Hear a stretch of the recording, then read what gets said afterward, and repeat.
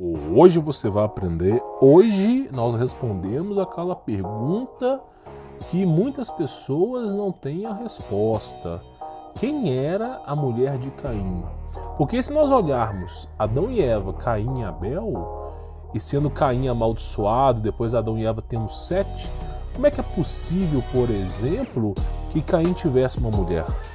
Muitos vão pensar, por exemplo, que Caim coabitou com Eva, semente da serpente, entre outras doutrinas gnósticas aí.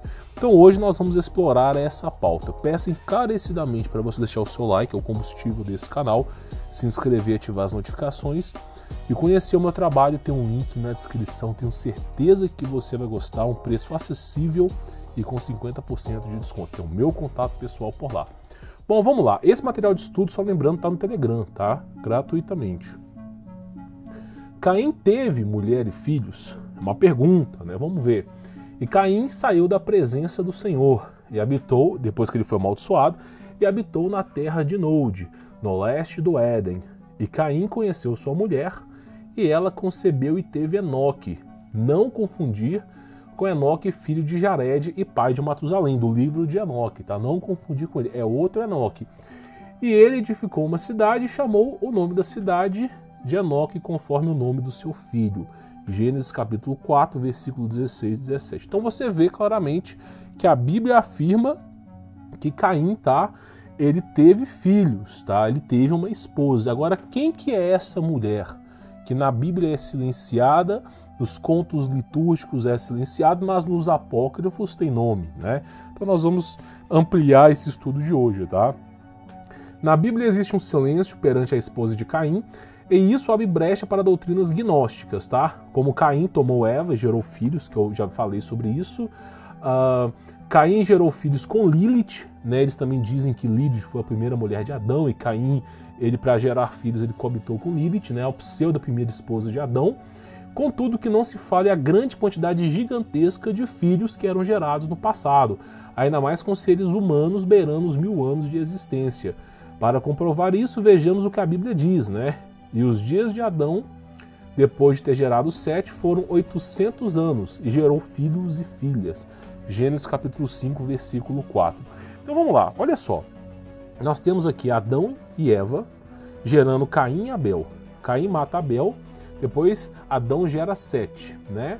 E aí você vê o seguinte, ó, os dias que Adão viveu na Terra, eu já falei sobre o calendário, é só você procurar meus últimos 2 vídeos que eu falo sobre o calendário hebraico, que é bem antigo, o calendário lunar. O ano de hoje é o mesmo ano do passado, a observação das estrelas e também, tá, das condições do tempo, primavera, outono, inverno, tudo isso tinha no passado, tá? Então olha só, e fala, foram 800 anos e gerou filhos e filhas. Então a Bíblia não explica com quem Caim casou, mas diz claramente que Adão gerou vários filhos e filhas. Nós temos algumas tradições judaicas que explicam até quantos filhos que foram, tá? Olha só, segundo a tradição judaica, Adão e Eva tiveram diversos filhos, homens e mulheres. Pela tradição judaica, tiveram 60 filhos, sendo 33 homens e 27 mulheres, tá? Sendo assim, preenchendo a lacuna da ausência da mulher para Caim se relacionar. Existem livros apócrifos que dizem que Adão e Eva geraram 5 filhos. Nós temos o conto judaico, com Adão e Eva gerando 60 filhos, é até mais plausível, porque viveram muito tempo. E nós temos alguns apócrifos, como o segundo livro de Adão e Eva, ou Caverna dos Tesouros, como muitos conhecem, falando da existência de 5 filhos. E eu até coloquei um trecho aqui desse livro, ó. Quanto a Adão, ele não conheceu novamente a sua mulher pelo resto dos dias de sua vida. Nem nasceu dele nenhuma descendência, mas apenas aqueles 5, Caim, Lulavá, Abel, Aleia e Sete. Isso é um conto litúrgico apócrifo, tá? Chamado Caverna dos Tesouros. E tem também o conto oficial judaico aí que diz que Adão e Eva tiveram muitos e muitos filhos, tá bom? E tá no capítulo 2 do tópico 8 do segundo livro de Adão e Eva, tá bom? Aí nós temos aqui, passando isso, tá? Algumas explanações que a gente deve estudar. Por exemplo, não é preciso ir muito longe para entender que Adão e Eva geraram muitos filhos. A Bíblia nos mostra uma aliança feita por Deus para com os filhos de Adão e Eva. E Deus os abençoou, né? Estamos falando de Gênesis 1, capítulo 28. E Deus lhe disse, sede frutíferos e multiplicai-vos, e enchei a terra e subjugá-la. Sede frutíferos e multiplicai-vos. e enchei a terra e subjugá-la. E tende domínio sobre os peixes do mar, sobre as aves do céu e por aí vai.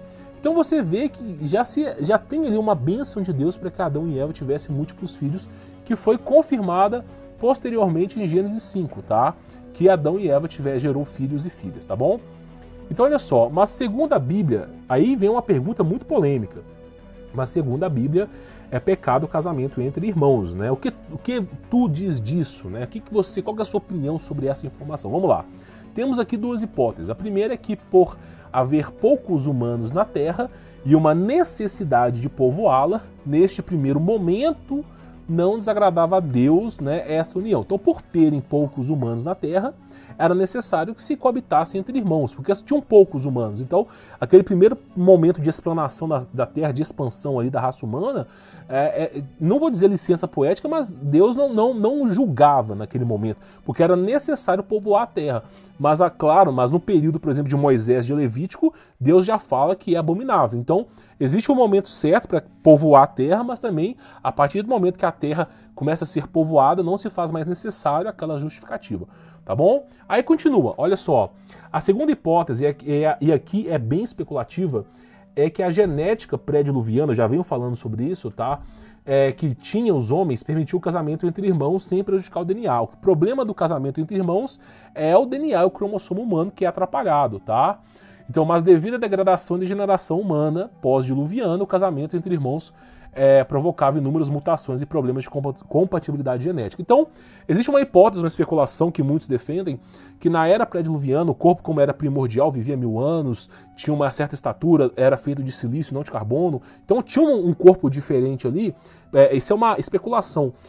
Existe uma explicação por isso que diz que neste momento casar entre irmãos não tinha tanto problema porque não dava alteração genética. Mas a partir do momento da era pós-diluviana, com a degeneração do corpo humano, o encurtamento da idade dos seres humanos, a multiplicação de pessoas na Terra, isso tornou-se abominável. Então teve um momento para isso, tá?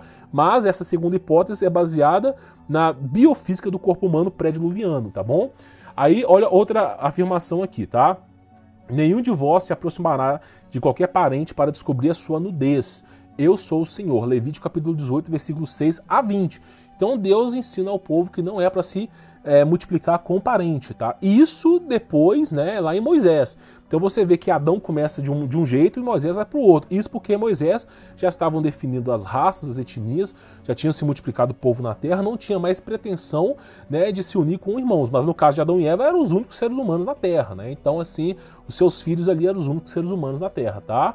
E essa hipótese é confirmada com a genealogia bíblica de Abraão até Moisés, no qual veremos a seguir aqui, tá? Olha só, é importante lembrar que não era errado casar-se com o irmão ou irmã no começo da raça humana. Nenhum dano físico resultaria, tá? Então vamos continuar para você poder ver aqui.